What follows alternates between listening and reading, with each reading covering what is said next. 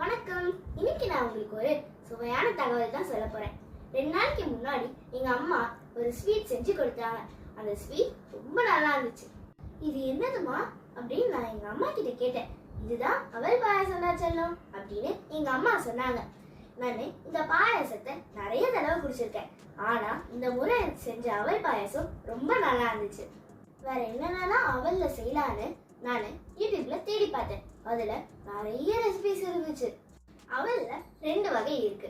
ஒன்னு வெள்ளை அவல், இன்னொன்னு சிவப்பு அவல். இந்த அவலை வச்சு உப்புமா செஞ்சு சாப்பிடலாம், புட்டு செஞ்சு சாப்பிடலாம், லட்டு செஞ்சு சாப்பிடலாம், ஏன் அல்வா கூட செஞ்சு சாப்பிடலாம். இந்த உணவுக்கு ஏன் அவல்னு பேர் வந்துச்சுன்னு தேடி பார்த்தேன். ஒரு வீடியோ கூட கிடைக்கல. அதனாலதான் நான் இந்த வீடியோவை உங்களுக்கு போட்டிருக்கேன். அவல் என்கிற இந்த சொல்ல 2000 வருஷத்துக்கு முன்னாடி ஔவையார் அவங்க எழுதின செய்யுள்ள பயன்படுத்தியிருக்காங்க. அந்த செய்யுளை இப்ப நம்ம பார்க்கலாம்.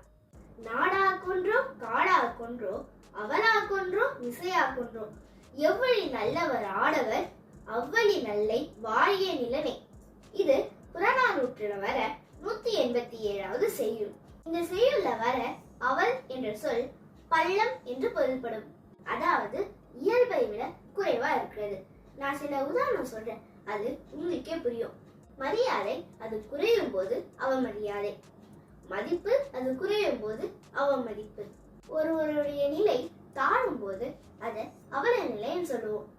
அதே மாதிரிதான் அரிசி அதோட நிலையில இருந்து தட்டையான நிலைக்கு மாறின பிறகுதான் அதை அவல்னு சொல்றோம்.